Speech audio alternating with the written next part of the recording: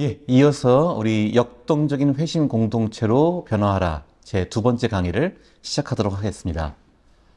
회심 공동체라는 것은 사람들이 그리스도께로 돌아오고 그들을 그리스도의 제자로 삼는 일에 집중하는, 그것을 중요한 가치로 여기는 공동체를 말합니다. 그러한 교회를 말합니다. 교회가 사실은 교회 안에 많은 프로그램들이 있죠. 많은 교육 프로그램도 있고 교제 프로그램도 있고 교회 안에 영적인 혹은 모임들도 많이 있죠. 그런데 교회 안의 사람들만 아니라 교회 밖의 사람들을 향해서 우리가 좀 더 그들에게도 나아가고 교회 안에 있는 사람도 진정한 회심으로 그들을 변화시키고 또한 교회 밖의 사람들에게까지 나아가서 그들을 예수 그리스도를 만나게 하고 예수 그리스도께 돌아오게 하는 그 사역에 초점을 두는 것이 바로 역동적인 회심 공동체입니다. 먼저 우리 자신이 예수를 먼저 잘 진정으로 경험하고 온전한 회심을 이루고, 그리고 또한 그것으로 우리 교회 밖의 사람들에게까지 다가가서 그들을 그리스도께 인도하는 그 복음 사역과 사회 봉사를 함께하는 교회, 이 공동체가 회심 공동체라고 볼 수 있습니다. 그래서 그냥 회심 공동체가 아니라 역동적인 회심 공동체가 됩니다. 말로만 믿는 공동체가 아니라 삶으로 믿는 공동체, 삶으로 그리스도를 전하고 보여주는 공동체가 바로 회심 공동체입니다. 근데 어떻게 우리는 사람들을 회심으로 이끌 수 있을까를 한번 보고자 합니다. 사람들을 회심하게 하는 그 교회에 어떠한 모습들이 있는가? 이거에 대한 중요한 연구가 있는데요. 베스 에버슨이라고 하는 미국 트리니티 복음주의 신학대학원 이 전도학 박사를 학위를 받은 사람입니다. 지금은 이제 유럽에서 교수로 있는데요. 이 베스 에버슨이라는 사람이 어떠한 교회들이, 어떠한 공동체들이 회심을 풍성하게 일으켰는가에 대한 굉장히 중요한 연구를 했어요. 그럼 사람들을 예수 그리스도를 만나게 하고 교회로 오게 하고 그리스도와의 그 진정한 제자의 삶으로 들어가게 하는 요인들이 무엇이었는가? 이 사람이 딱 세 가지를 중요하게 말합니다. 첫 번째는 교회가 환대적 공동체가 되어야 한다는 겁니다. 환대적 공동체라는 것은 교회 밖의 사람들을 따뜻하게 맞이하는 공동체입니다. 교회 기독교인이 아니라고 해서 무시하거나 무관심하거나 우리 교인들끼리만 친하게 지내고 교회 밖의 사람들은 냉랭하게 대응하는 그러한 공동체가 아니라 이웃들에게도 친절을 베풀고 잘 섬기고 또한 교회에 처음 온 사람들을 잘 환대하고 따뜻하게 맞이하는 그런 공동체가 되어야 한다는 겁니다. 그러니까 평소에 우리가 환대적 삶을 살아야 한다는 거죠. 타인을 따뜻하게 맞이해주고 함께 들어주고 그들과 좋은 교제를 하는 사람들이 많은 공동체, 이것이 바로 환대적 공동체입니다. 우리가 처음에 교회에 왔을 때 사실 이 교회가 얼마나 환대적이냐가 사실은 그 첫 경험의 첫 인상에서 보게 됩니다. 갔는데 일단은 새로운 신자 교회 갔는데 주차하기가 너무 힘들어요. 그 환대하는 게 아니죠. 새로운 사람이 처음 이제 교회 신앙이 무엇인가를 탐색해서 교회에 왔는데 아무도 그에게 눈길도 주지 않아요. 안내해 주지도 않아요. 그리고 들어왔는데 내가 지금 찬송가도 없고 성취도 없는데 아무도 주지 않아요. 난 뭐 하는지 뭘 해야 될지 모르겠어요. 이런 것들이 환대하지 않는 모습이죠. 환대하는 공동체라는 것은 그러한 새로운 사람들이 왔을 때도 그렇다고 너무 또 부담을 주면서 그 사람 갖다가 너무 집중하면 안 되고 그 사람에게 편안하게 친절하게 그러나 잘 안내해 주는 그런 게 환대적 공동체겠죠. 처음 왔는데 아는 사람도 없고 만날 사람도 없는데 혼자 내버려두고 우리끼리 친하다고 지내는 그런 곳이 되면 안 되겠죠. 두 번째는 봉사나 참여를 통한 소속감이 중요하다고 그래요. 이게 되게 중요한 말입니다. 봉사 활동 혹은 교회가 하는 중요한 그런 선행이나 구제 활동에 참여를 해서 소속감을 가져야 한다는 거예요. 교회에 처음 온 사람 혹은 신앙에 관심 있는 사람을 무조건 친절하게 해주고 무조건 잘해주고 무조건 접대해주는 것만이 능사가 아니라는 거예요. 이 사람이 뭔가 중요한 경험을 해야 한다는 거예요. 봉사나 참여를 통한 소속감을 가져야 한다는 거예요. 그들이 하고 있는 일, 그들이 중요하게 보고 있는 일, 교회가 중요하게 여기는 일에 같이 참여하고 봉사하면서 소속감을 갖게 되고 경험을 함으로써 이 교회, 그리스도의 몸된 공동체의 더 일원이 될 수 있는 그런 기회가 주어진다는 거예요. 세 번째는 영적인 대화를 잘 나눠주는 것이 필요하다는 거죠. 우리가 교회에 왔을 때는, 새로운 사람들이 교회에 왔을 때는, 믿지 않은 사람이 혹은 구도자가 교회까지 왔을 때는, 혹은 신앙인과 대화를 하고 교제를 할 때는 그의 인생의 의미에 대해서, 인생의 가치에 대해서 영적인 차원의 관점을 알고 싶어 합니다. 성경이 뭐라고 말하는지 궁금합니다. 영적인 대화를 나눠주는 거예요. 그 대신 아주 그 사람에 맞게, 그 사람의 수준에 맞게, 그 사람의 관심사에 맞게 대화를 해주는 게 필요합니다. 그래서 이걸 멘토링, 영적인 멘토링이 필요하다고 그래요. 자, 이 세 가지를 베스 세벌슨이라는 사람이 트리니티 신학대원에서 박사학위 논문을 쓰면서 연구를 한 결과 그가 결론 내린 세 가지 중요한 회심으로 이끄는 경험입니다. 교회가 최소한 이 연구자에 의하면은 저 세 가지 중에서 두 가지 이상이 결합되었을 때 상당히 힘이 있는 회심 공동체가 될 수 있다는 거예요. 교회 교인들이 굉장히 환대적인 공동체거나 아니면 새로운 사람들에게도 이런 봉사나 참여를 할 수 있는 소속감을 부여해주거나 아니면 그 사람들의 신앙에 관한 질문에 답을 해주고 그것을 정직한 질문에 정직한 답을 해주고 사람을 판단하거나 정죄하지 않고 잘 들어주고 그 사람에게 맞춰서 신앙에 관한 이야기를 나눠주는 사람들이 있는 공동체. 이 세 가지 요인 중에서 두 가지 이상이 결합되면은 그것은 사람들을 회심으로 이끄는 회심 공동체의 역할을 할 수 있다라고 이 연구에서 말하고 있습니다. 우리나라 상황을 한번 보겠습니다. 좀 오래전이긴 하지만요. 2013년 한국 기독교 분석 리포트를 보면요. 제가 이후에는 이 유사한 조사가 없어서 제가 10년 전에 조사를 가져왔는데요. 그 중에서 이 목회자 500명을 대상으로 조사를 했는데요. 자기 교회의 가장 큰 강점이 무엇이냐라는 조사를 했어요. 그랬더니 예배, 교육, 전도, 친교, 봉사 중에서 우리 교회가 가장 큰 강점이 무엇이다 라고 목사님들 500명이 그 중에 한 5가지 중에 하나를 골랐죠. 자, 그 사람들이 다 고른 다음에 그거를 그 목사님 교회가 지금 성장하는 교회인지 정치된 교회인지 아니면 감소하는 교회인지 따라서 어떠한 답을 골랐는지를 분류를 해봤습니다. 그랬더니 여러분 저 표를 보시면요. 거기 딱 표에 그 특징이 나오죠. 먼저 성장하는 교회는 예배가 62.7%, 교육이 9.5%, 전도 4.8%, 친교 10.3%, 봉사 12.7%. 자, 그렇게 나오고요. 정체하는 교회는 예배가 또 76.5%, 감소하는 교회는 예배가 81.8%. 예배는 성장하는 교회, 정체하는 교회, 감소하는 교회 모두 다 예배를 강조해요. 예배를 가장 중요하게 여겨요. 그런데 감소하는 교회가 비율상으로는 좀 더 예배를 강조했어요. 그죠? 근데 감소하는 교회 특징 또 하나 볼까요? 예배를 굉장히 강조했죠. 81.8%예요. 그러니까 주일 교회 모이는 것 굉장히 중요하게 여기죠. 또 뭘 강조하죠? 전도를 강조했어요. 12.1%예요. 그 다음에 친교가 6.1%예요.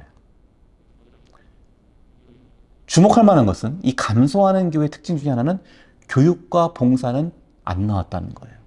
사람들을 양육시키고 사람들과 봉사의 삶을 살게 하는 것, 지역사회를 위해서 봉사하거나 지역사회를 섬기는 삶을 사는 것을 안 한다는 거예요.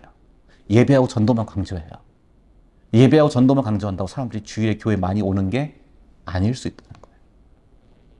전도는 제일 강조해요. 예배도 제일 강조했어요. 그런데 교회는 감소하고 있다는 거예요. 정치하는 교회는 뭐 중간이니까 좀 제가 건너뛰고요. 반면에 성장하는 교회의 특징은 뭘까요? 성장하는 교회는 예배, 교육, 전도, 친교, 봉사 이것이 다 골고루 돼 있어요. 물론 전도가 약간 낮긴 하지만은 이 성장하는 교회는 봉사가 다른 두 교회, 정치하는 교회, 감소하는 교회에 비해서 더 많은 비중을 차지하고 있습니다. 교육에서도 좀 더 높은 점수를 받았고요. 점수를 주었고요. 친교도 더 강합니다. 그러니까 교회가 예배, 교육, 전도, 친교, 봉사라고 하는 교회의 핵심적인 기능들이 비교적 균형 잡혀서 골고루 분포되어 있고 골고루 추구하고 있는 것이 성장하는 교회 특징이라는 거예요. 특히 봉사의 삶, 그리고 교인들이 함께하는 친교의 삶이 다른 두 교회, 정치하는 교회, 감소하는 교회에 비해서 더 높게 나왔습니다. 봉사의 삶이 더 강조되었어요. 오히려 전도를 강조한 것이 아니라 오히려 봉사의 삶과 그리고 하나님을 바로하는 양육을 강조했더니 교회가 더 오히려 성장했다라고 하는 그런 측면을 우리에게 암시하고 있습니다. 자, 이거는 보면은 그러면 전도를 덜하면은 교회가 성장하냐? 그 얘기는 아니에요. 균형 잡힌 우리의 사역에 균형이 필요하다는 것이고, 또한 봉사를 통해서 우리의 삶을 통해서 복음을 증거하는 것이 필요하다는 거죠. 아까 말했던 그 베스 에버슨이라는 사람이 연구에서, 이 연구가 좀 더 최근이기 때문에 연구를 보면요, 효과적인 회심 사역을 했던 교회들을 한번, 미국의 예지만 조사를 해봤습니다. 그 목회자 대상으로 조사를 해보니까요, 자, 이 교회들 여기도 역시가 비슷하게 한 3개의 유형으로 나왔습니다. 새신자 규모가 지난 한 1년 동안, 2년 동안 새신자 규모가 정체하거나 감소한 교회, 혹은 새신자 규모가 소폭 성장한 교회, 혹은 새신자 규모가 뚜렷하게 성장한 교회들, 새신자들이 많아진 교회들, 이 3가지 유형의 교회들을 보시면요, 이 교회들이 어떠한 사역을, 사람들을 회심시키기 위해서 어떠한 사역을 주로 하는가를 봤더니요, 자, 여기 보시면 첫 번째 교회로 초대하는 게 있죠. 이건 사람들 그냥 교회로 오라고 하는 것이죠. 교회 행사나 교회 프로그램에 사람들을 데려오는 것이죠. 자, 이러한 것들은 정체 내지 감소하는 교회들은 그게 약해요. 그죠? 반면에 뚜렷한 성장하는 교회들은 그런 사역을 한 24.7%가 그런 사역을 한다고 그래요.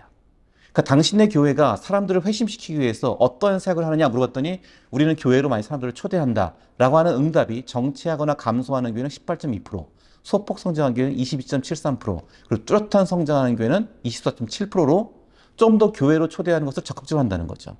아주 큰 차이는 아니지만 분명히 차이가 있다는 거예요. 반면에 실질적 봉사, 사람들의 실질적인 필요를 채워주는 우리는 봉사를 한다. 그러니까 우리 교회가 하는 이 회심 사역을 위해서 우리 교회가 하는 일은 사람들의 그냥 필요를 채워주는 일, 사람들을 도와주는 일을 우리는 회심 사역으로 한다는 비율은 정체되거나 감소하는 교회에서 오히려 높게 나왔어요. 43.6%가 나왔습니다. 정체하거나 감소하는 교회 43.6%는 우리 교회는 회심을 위해서 그냥 사람들을 도와주고 그냥 필요를 채워주는 일을 한다. 좋은 일인데 그거밖에 안 하는 거예요. 뚜렷한 성장하는 교회들은 26.9%, 좀 낮게 떨어지죠. 그러나 중요한 게 있어요. 그 옆에 있는 믿음을 나누기를 보십시오. 우리는 사람들을 회심시키기 위해서 뭘 하느냐? 교인들에게 다른 사람들과 그들의 믿음을 나누게 한다. 다른 사람과 믿음을 나눌 수 있도록 그들을 준비시키고 훈련시킨다.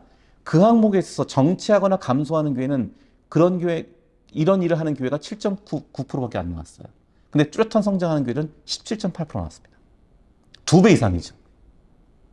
즉, 뚜렷한 성장하는 교회들은 실질적인 봉사만 그냥 이 사람들의 이 필요를 채워주고 구제나 봉사만 하는 것이 아니라 그 가운데서 실질적인 믿음을 나누기도 한다는 거예요.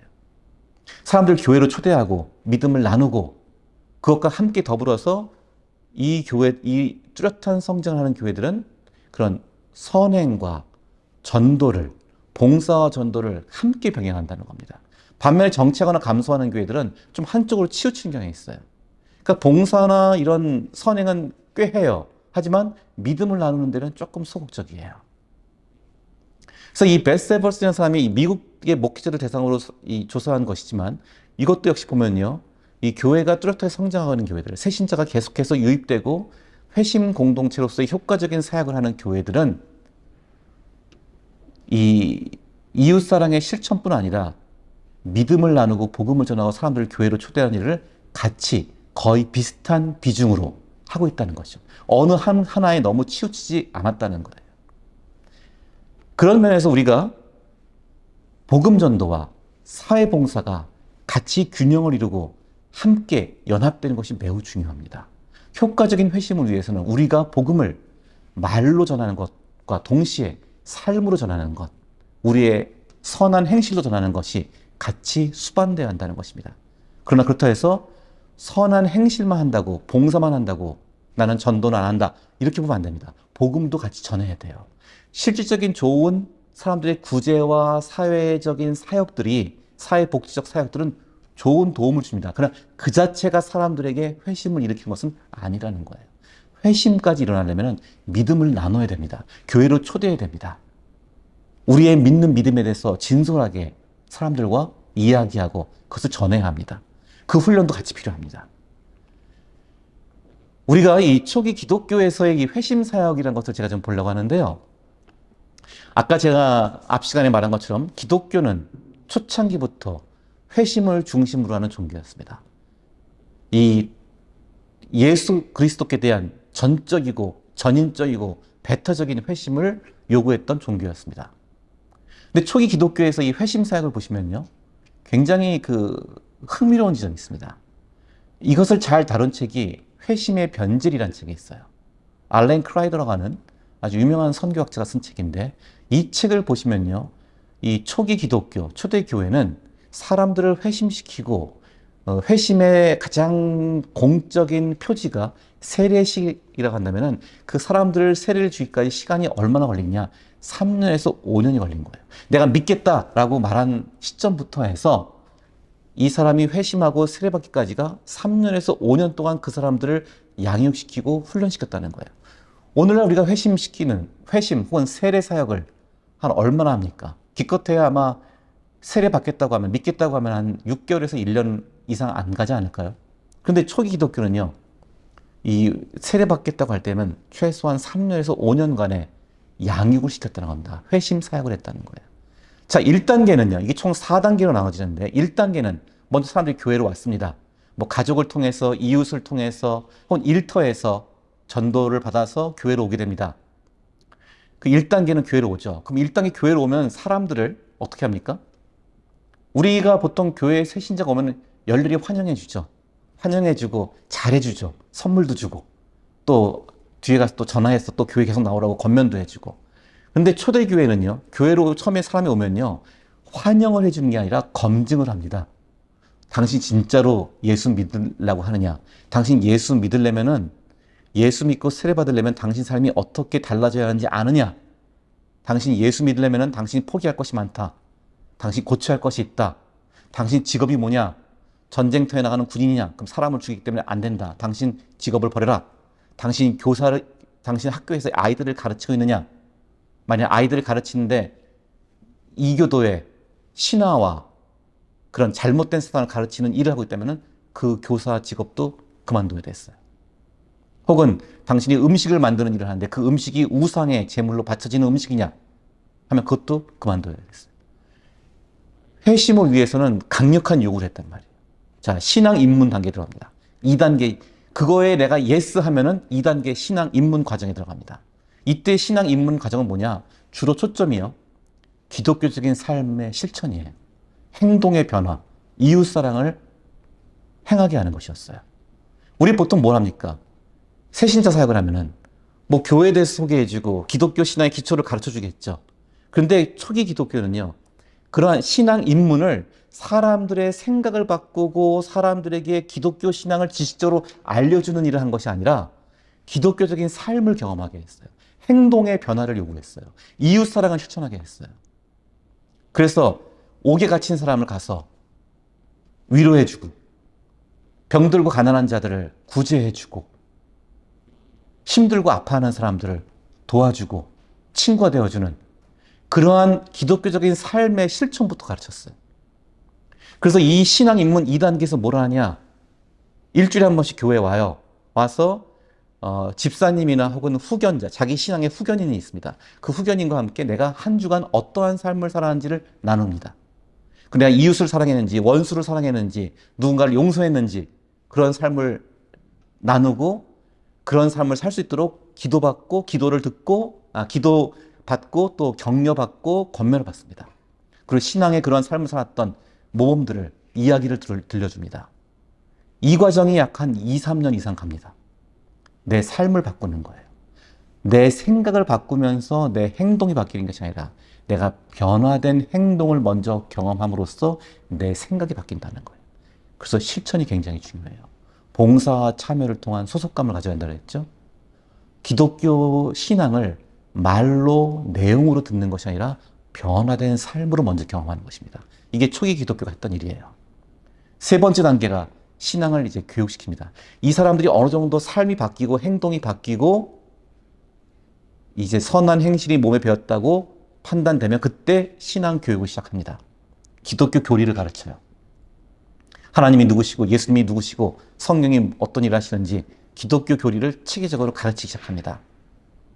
이 기독교 교리를 양육을 한 다음에 그 마지막이 부활절 전날 철야 기도를 하면서 귀신을 내쫓고 계속 회개 기도를 하면서 부활절 당일 새벽에 성부와 성자와 성령의 이름으로 세례를 받습니다. 그러니까 1단계부터 시작해서 3단계까지 거의 3년에서 5년이 걸려요. 이렇게 세례를 받으면 자신의 삶을 철저하게 변화시키고 변화된 기독교적인 삶을 경험하면서 그 다음에서 비로소 신앙 고백을 하게 되고 기독교 교리를 배우게 되고 세례를 받게 됩니다. 여기까지 3년에서 5년이라고 하는 상당히 철저한 양육과 훈련이 일어납니다. 이것이 회심사역이었어요. 그리고 4단계가 들어가면 이때가 그리스도와의 신비적 연합의 삶을 사는 것입니다. 이 앞단계가 긴 대신 집사 임직을 좀 빨리 받긴 했어요. 세례 받는 게 오래 걸리는 대신 세례 받으면 성찬에 참여하고 교회에서 중요한 봉사의 삶도 살았습니다. 그래서 후견인 역할도 할 수 있었어요. 이제 새롭게 믿는 초보 신앙인들, 저 1단계, 2단계, 3단계 과정에 들어선 사람들을 위해서 내가 후견인으로서 자기의 경험담도 이야기해주고 상담해주고 같이 있어주는 그 후견인 역할도 할 수 있었죠. 이렇게 해서 이 회심 사역을 통해서 초기 기독교 그리스도인들이 양성되었습니다. 우리가 초기 기독교 초대교회의 놀라운 이야기를 듣죠.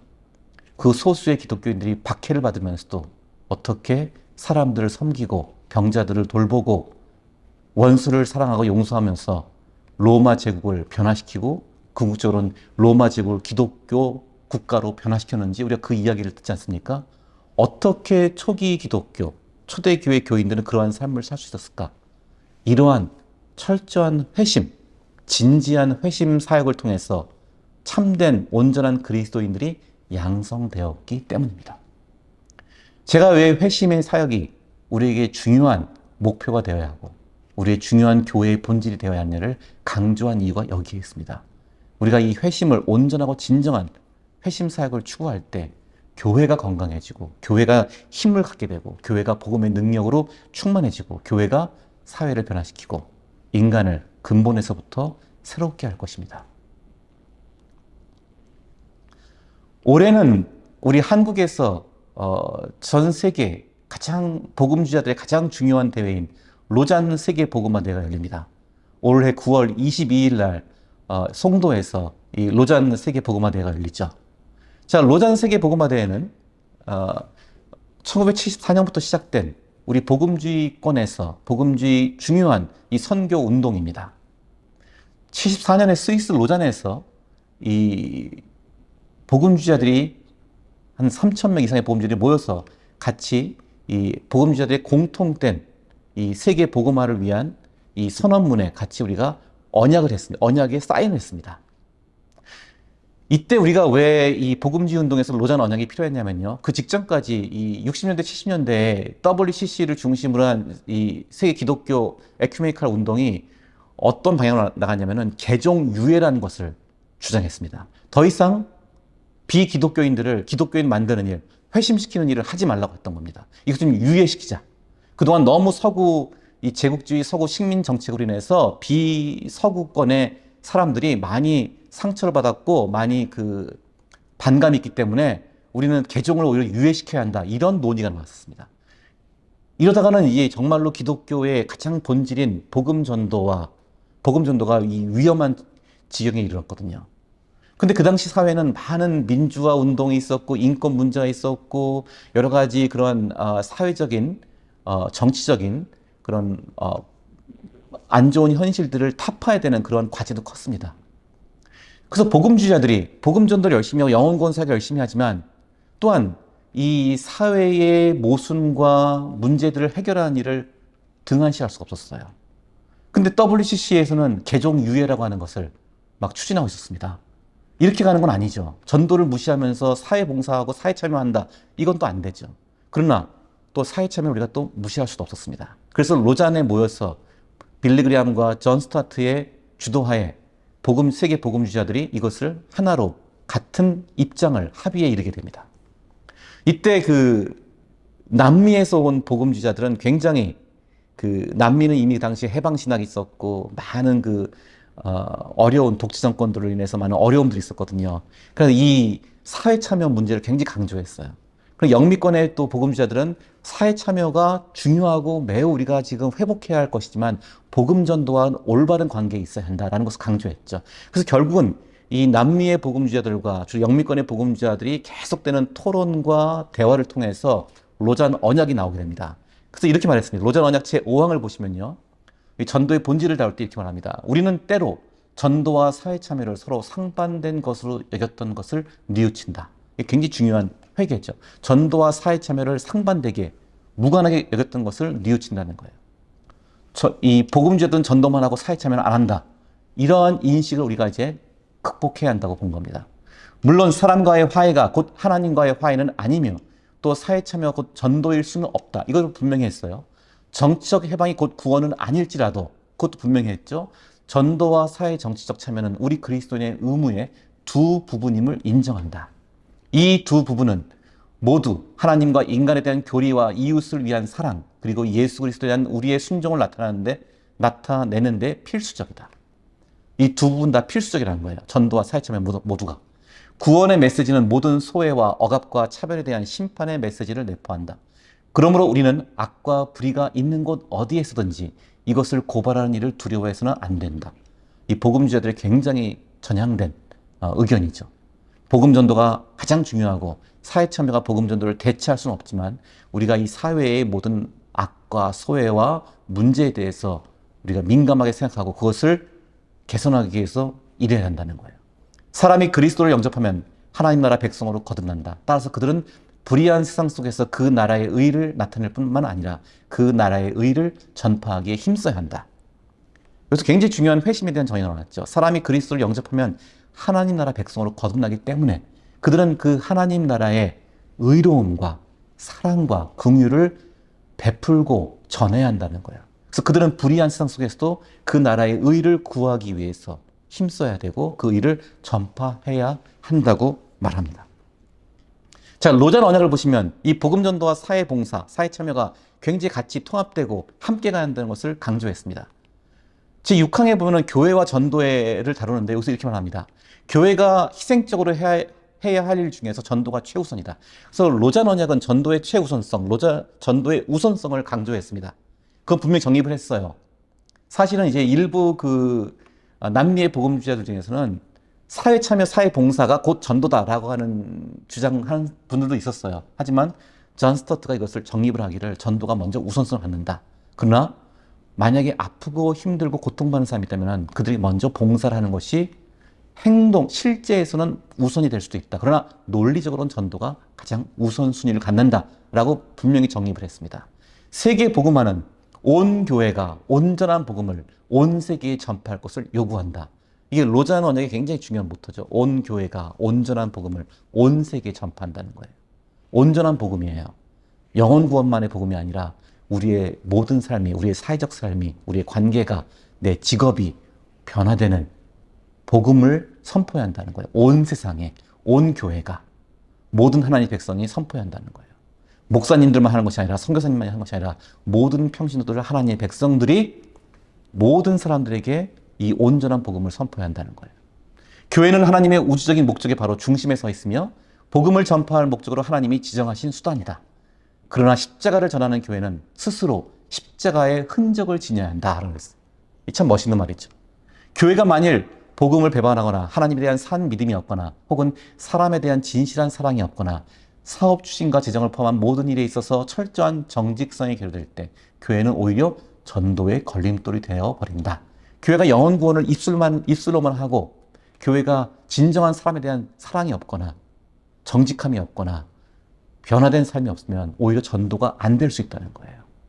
전도만 열심히 강조한다고 전도되는 것이 아니라 우리가 봉사의 삶과 사랑의 삶과 그 실천을 할 때 전도가 제대로 이루어질 수 있다는 거죠. 아까 제가 한국 기독교 분석 리포트에서도 성장하는 교회가 오히려 전도만 강조한 교회가 아니라 봉사의 삶과 교제와 교육도 같이 강조했던 교회들이 더 성장했다는 그 결과를 보여줬죠.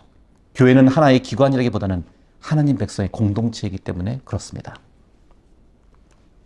그래서 이 역동적인 회심 공동체에서는 복음 전도와 사회봉사가 함께합니다.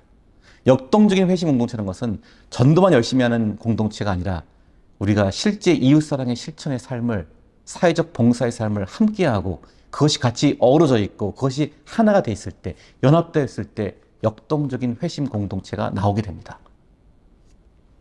자, 회심을 중심으로 하고 회심을 목표로 하는 교회는 복음을 나누는 삶을 강조합니다. 우리 이웃에게 다가가는 삶을 강조합니다. 또한 동시에 그 복음을 우리의 삶으로, 우리의 행실로 전하는 것을 동등하게 봅니다. 사회봉사와 복음전도가 함께하는 것이 역동적인 회심 공동체입니다. 그래서 이 복음전도와 사회봉사의 관계를 제가 좀 더 한번 우리 살펴보도록 하겠습니다. 여러분의 교회는 어떠한 유형의 교회인지를 한번 살펴보시기 바랍니다. 복음전도와 사회봉사가 우리 교회 안에서 어떻게 일어나고 있는가? 첫 번째 유형은요, 사회봉사를 복음전도로 보는 교회예요. 제가 굉장히 좀 너무 교회가 영혼구원과 복음사역보다는 사회를 섬기고 지역 공동체를 개선시켜주는 일만 교회의 유일한 선교로 보는 거예요. 그래서 이건 다른 말로 하면요, 전도가 없는 사회봉사죠. 전도하지 않아요. 사람들이 예수 그리스도를 만나서 회심하는 것을 중요하게 보지 않고 사람들을 잘 섬겨서 예수 그리스도의 선한 삶만, 선한 행실만 보여주면 된다라고 생각하는 거예요. 물론 굉장히 중요하죠. 예수 그리스도를 본받는 우리가 선행을 행하는 것 매우 중요하죠. 근데 거기에 예수 그리스도를 우리의 인격적 구세주로 선포하는 복음 전도가 없는 거예요. 요즘 선교적 교회 운동이 많이 있는데요. 제가 보기에는 일부 선교적 교회를 굉장히 열심히 하는 교회 중에서 이런 교회들이 좀 있어요. 사회봉사만 열심히 하고 복음 전도를 못해요. 실제로 제가 만난 목사님은 아주 종종 소개되었던 지역사회와 함께하는 그런 선교적 교회의 모델로 나오는데 그 목사님의 고민은 뭐냐면요, 복음 전도가 안 된대요.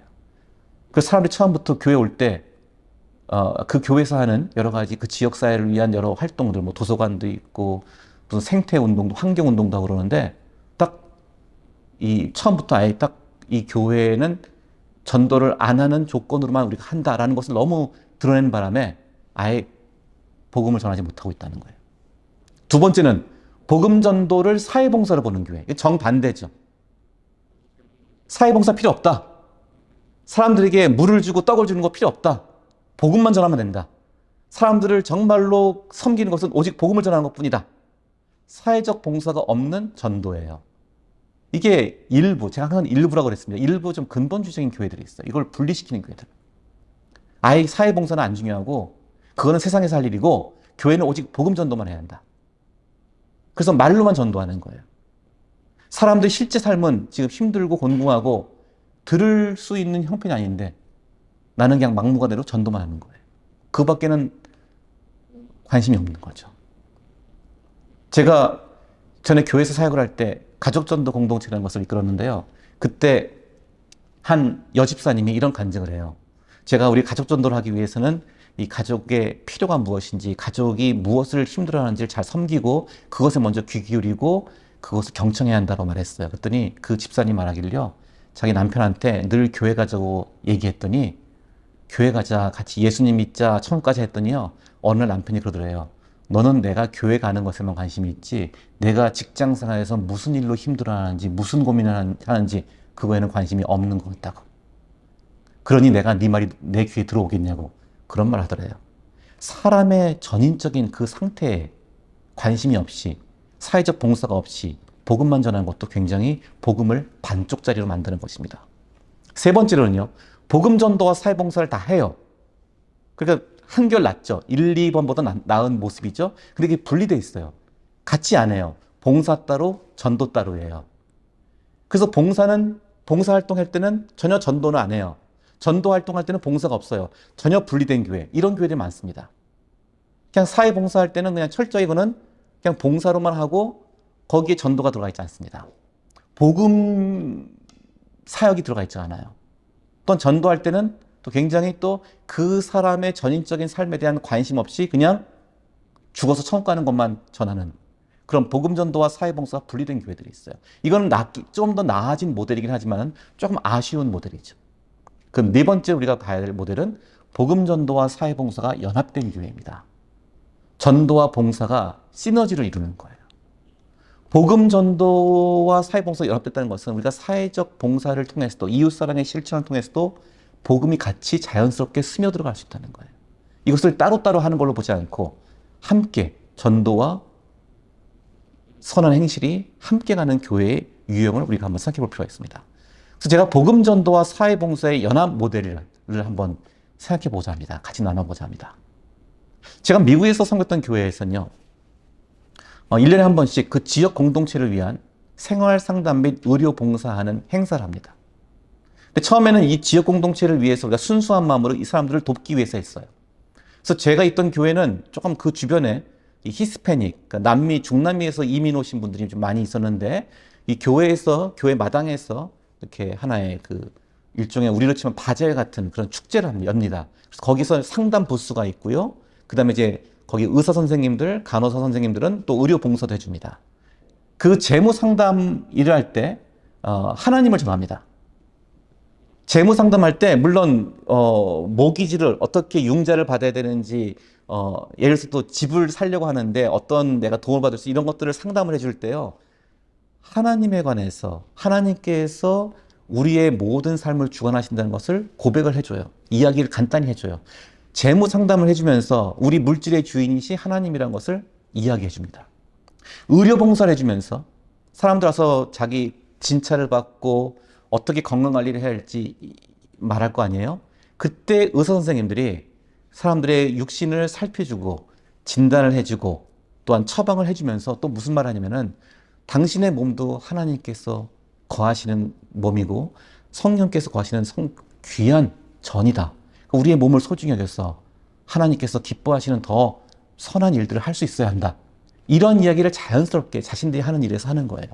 뭐 전도지를 주거나 뭐 전도 대본을 읽거나 그러지 않습니다. 자신이 하는 일을 통해서 어떻게 하나님이 함께 하시는지 이것이 기독교적인 관점에서 왜 중요한지를 알려주는 거예요. 이게 우리 교회에서 당시에는 그냥 이 마을을 위한 이 봉사 축제를 그냥 하다가 거기에 조금씩 하나님을 이야기하고 예수 그리스도의 사랑을 조금씩 거 담아서 같이 이야기를 했습니다. 이게 복음전도와 사회봉사가 연합되는 모델의 작은 표시일 거예요. 또 제 개인적으로 제가 했던 사역 중에 하나는요. 제가 미국 LA에서 청년부 사역을 할 때, 대학 청년부 사역을 할 때 우리 교회가 이제 전혀 청년부가 없던 교회에서 새롭게 청년부가 들어섰습니다. 그래서 얼마 뒤에 우리가 이제 한번 친구 초대의 밤을 했어요. 많은 교회들이 하는 거죠. 친구 초대의 밤을 했는데 뭐 몇 명 억지로 오고 그리고 별로 잘 그들이 교회에 지속적으로 나오지 않았습니다. 그래서 일종의 약간은 좀 우리의 기대보다는 못 미치는 그런 친구 초대의 밤이라는 행사를 했어요. 그 다음에 한 달 뒤쯤에요. 제가 우리 청년들을 데리고 LA 도심 한복판에 있는 그 홈리스들이 많은 곳이 있어요. 그 홈리스들을 위한 봉사활동을 하는 제 미국인 친구가 있어서 거기에 참여를 했습니다. 그래서 우리 청년들을 데리고 그 LA 한복판에 도심 다운타운에 있는 홈리스들 많은 곳에 가서 거기에다가 이제 음식으로 섬기는 그 봉사에 참여를 시켰어요. 근데 좀 사실 솔직히 말씀드리면 좀 무시무시해요. 거기 동네가.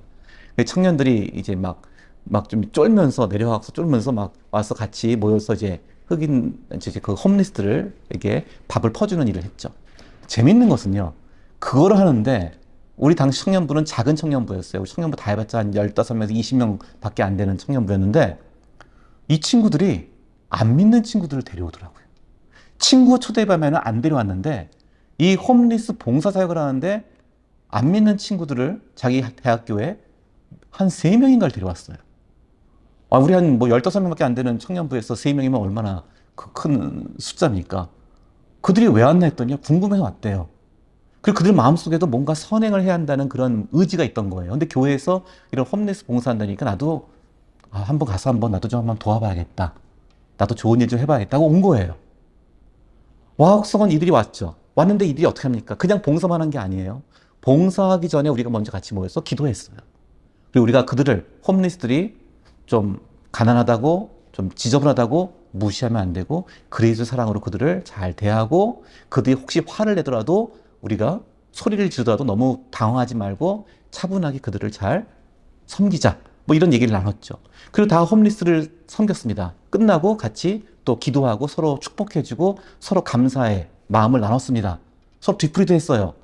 이 과정을 함께 봤던 그 청년들이 그 다음에 교회에 나오기 시작한 거예요.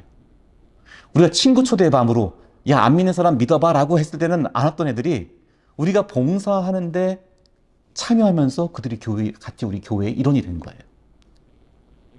사회봉사 복음전도가 함께 연합됐을 때 저는 더 큰 효과가 있다고 봅니다. 제가 한국에 와서 섬겼던 교회입니다. 제2교회라는 교회인데 이 교회에서 제가 가족전도 사역을 했어요. 또 하나 한 게 뭐냐면 장애인 사역을 했어요. 가족전도하는 공동체 있었고요. 장애인 돕기 하는 공동체 있었습니다. 제 이 두 개 공동체를 같이 다 제가 담당했었는데요. 이 장애인 사역을 하는데 이 장애인들에게 뭐가 필요하냐면요. 먹을 거 입을 거는 충분합니다. 근데 이들에게 좀 문화적인 삶이 필요해요.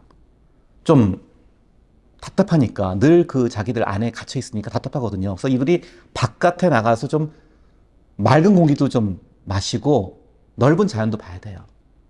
그런데 이들을 데리고 나가려니까요. 이 장애인 공동체가 한 13명 정도 있던 공동체인데 이 발달 장애가 있고 조금 지체 장애가 있기 때문에 장애인들 이분들이 주로 좀 중고등학생 그리고 청년까지 있는 나이였어요. 이분은 한 사람 한 사람마다 힘 있는 장정이 붙어야 돼요. 그래야지 이 사람 자기 몸을 잘 컨트롤 못하기 때문에 넘어질 수 있거든요. 쓰러질 수 있거든요. 그래서 봉사자가 필요해요. 그 봉사자가 없으니까 못 나가는 거예요. 그래서 이제 우리가 이제 누구를 데려올까 제가 고민을 했어요. 항상 제일 만만하게 교회 청년부죠. 교회 청년부를 데려가려 했더니 벌써 청년부 회장이 입이 이만큼 나왔어요. 우리 맨날 교회에서 봉사할 때만 우리 끌고 간다고.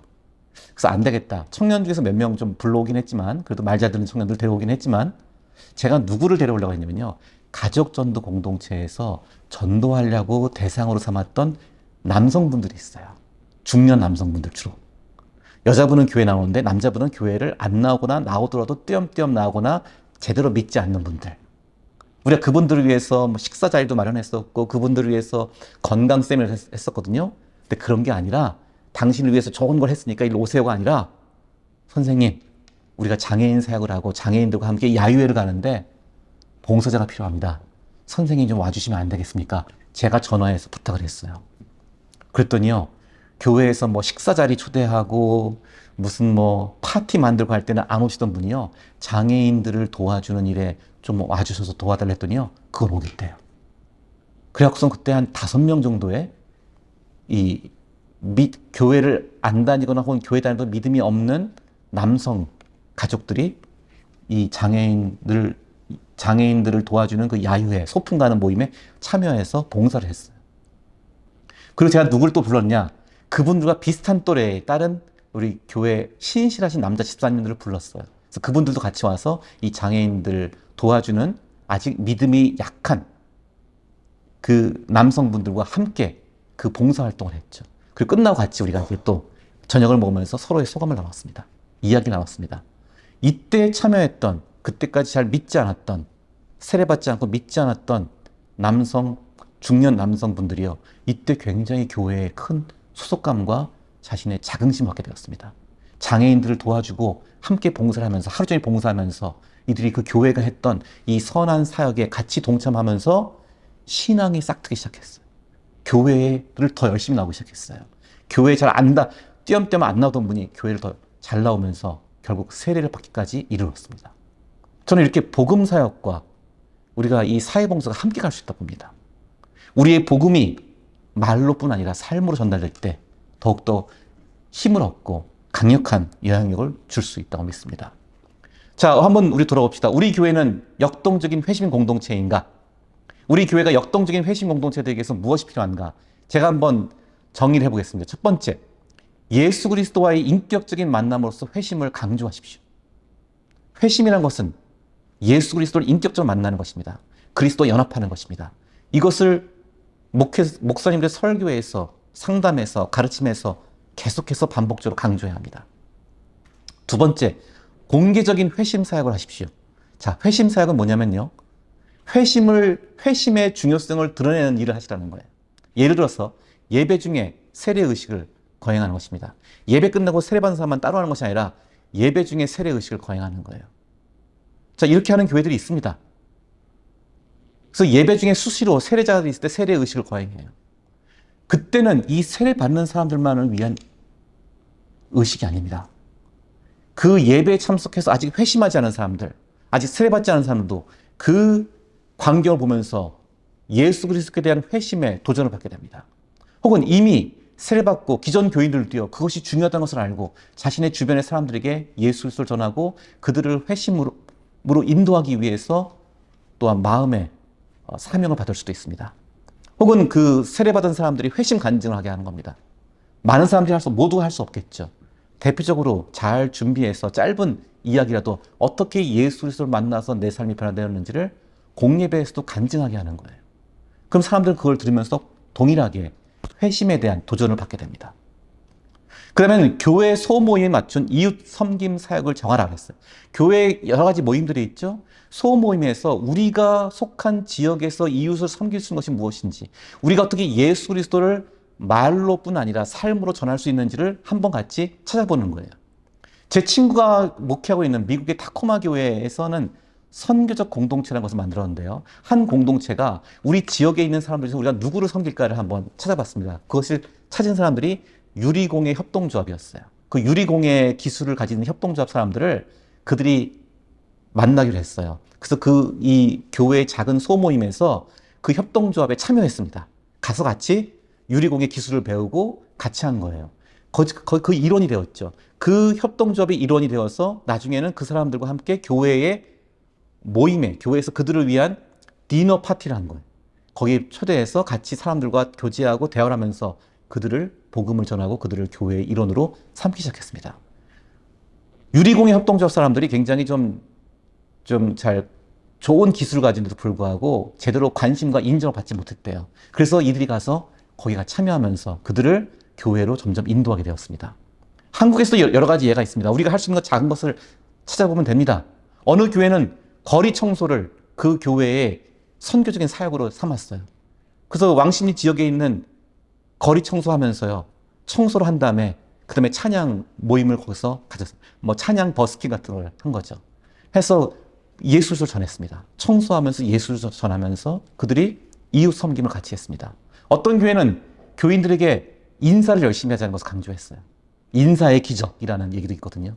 인사를 열심히 해서 그 교회 교인들은 이웃들에게 늘 인사가 습관화된 삶을 살았습니다. 그 인사를 통해서 교회가 부흥한 교회도 있어요.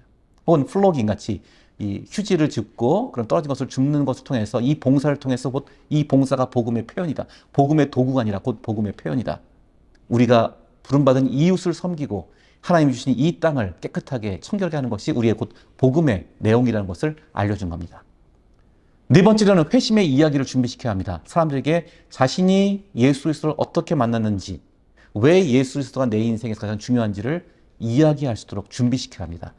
베드로전서 3장 15절 보면요, 이렇게 말하죠. 너희 마음에 그리스도를 주로 삼아 거룩하게 하고 너희 속에 있는 소망에 관한 이유를 묻는 자에게는 대답할 것을 항상 준비하되. 내가 왜 예수 그리스도를 믿고 소망을 갖고 살아가는지를 대답을 준비해야 합니다. 회심의 이야기를 준비시켜야 합니다. 교인들이 그냥 섬김만 하는 것으로 충분치 않아요. 섬김을 통해서 만난 사람들에게 그들의 이야기를 들어주고 그 다음에 회심의 이야기를 할 수 있도록 준비되어야 합니다. 다섯 번째는 회심을 목표로 하는 양육그룹을 시작하라.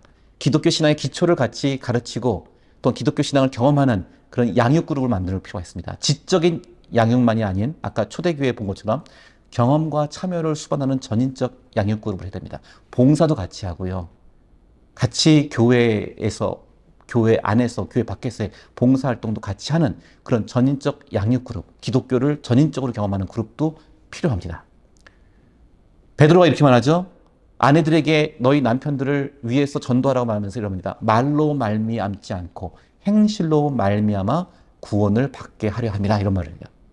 우리의 사람들을 회심시키는 이 사역은 말로만이 아니라 행실을 통해, 선한 행실을 통해서 전인적인 변화를 일으키게 될 것입니다. 그래서 여러분의 교회가, 우리 교회가 앞으로 이 회심을 중심에 삼고 회심을 목표로 하고, 또 회심이 단지 말로만 하는 회심 사역이 아니라 삶으로 하는 회심 사역을 통해서 복음 전도와 사회 봉사가 연합되는 그런 부흥하는, 그리고 그리스도께서 함께 하시고 그리스도께서 충만하게 역사하시는 그런 귀한 회심 공동체의 교회가 되기를 주님의 이름으로 축원합니다. 기도하시겠습니다. 하나님 아버지, 감사합니다. 이 부족한 종을 통해서 복음 전도와 사회 봉사가 함께하는 역동적인 회심 공동체가 무엇인지를 나누게 하심을 감사드립니다. 부족하게 전한 것도 있다면 주께서 성령을 통해서 더욱 온전하게 충만하게 가르쳐 주시고, 이들 각자의 교회의 현장에서 주께서 위로하시고 지혜를 주심으로 진정으로 그리스도께 나오고 모두가 그리스도를 만나는 감격의 경험을 하는 귀한 회심 공동체로 우리 목회자들의 교회를 주께서 이끌어 주옵소서. 주께서 지혜 주시고 주께서 능력 주시고 주께서 위로를 내려주셔서 이들이 그리스도의 몸된 교회를 섬기는데 조금도 부족함이 없도록 주께서 채워주시고 주장하여 주시옵소서. 예수 그리스도의 이름으로 기도합니다. 아멘.